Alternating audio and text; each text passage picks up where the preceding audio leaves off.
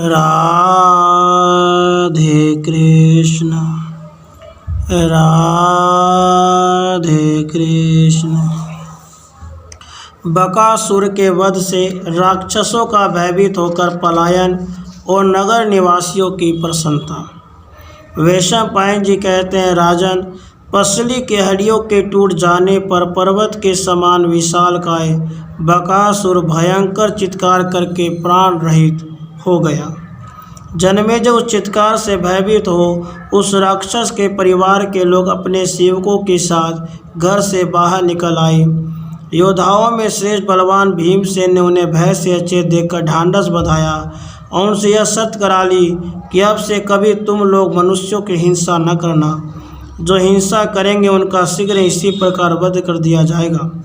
भारत भीम की यह बात सुनकर उन राक्षसों ने एवं मस्तु कहकर वह शर्त स्वीकार कर ली।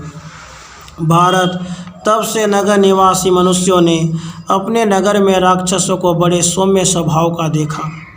उसके बाद भीमसेन ने उस राक्षस की लाश उठाकर नगर के दरवाजे पर गिरा दी और स्वयं दूसरों की दृष्टि से अपने को बचाते हुए चले गए। भीमसेन के बल से बकासुर को पछाड़ा एवं मारा गया देख उस राक्षस के कुटुंबी जन भय से व्याकुल हो इधर उधर भाग गए।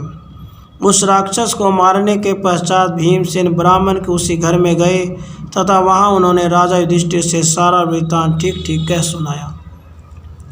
उसके बाद जब सवेरा हुआ और लोग नगर से बाहर निकले तब उन्होंने देखा बकासुर खून से लथपथ और पृथ्वी पर मरा पड़ा है। पर्वत शिखर के समान भयानक उस राक्षस को नगर के दरवाजे पर फेंका हुआ देखकर नगर निवासी मनुष्यों के शरीर में रोमांच आया। राजन, उन्होंने एक चक्रा नगरी में जाकर नगर भर में यह समाचार फैला दिया।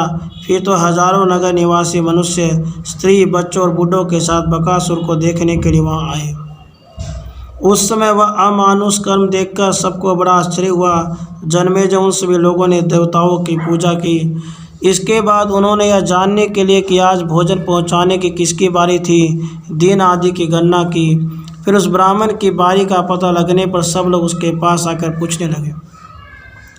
इस प्रकार उनके बार बार पूछने पर उस श्रेष्ठ ब्राह्मण ने पांडवों को गुप्त रखते हुए समस्त नागरिकों से इस प्रकार कहा, कल जब मुझे भोजन पहुंचाने की आज्ञा मिली उस समय अपने बंधुजनों के साथ रो रहा था।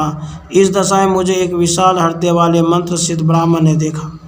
देखकर उन श्रेष्ठ ब्राह्मण देवता ने पहले मुझसे संपूर्ण नगर के कष्ट का कारण पूछा। इसके बाद अपने अलौकिक शक्ति का विश्वास दिलाकर हंसते हुए से कहा, ब्राह्मण, आज मैं स्वयं उस दुरात्मा राक्षस के लिए भोजन ले जाऊंगा।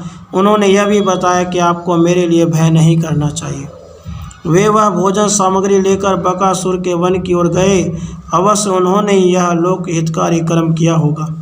तब तो ये सब ब्राह्मण, क्षत्रिय, वैश्य और शूद्र आश्चर्यचकित हो आनंद में निमग्न हो गए। उस समय उन्होंने ब्राह्मणों के उपलक्ष्य में महान उत्सव मनाया।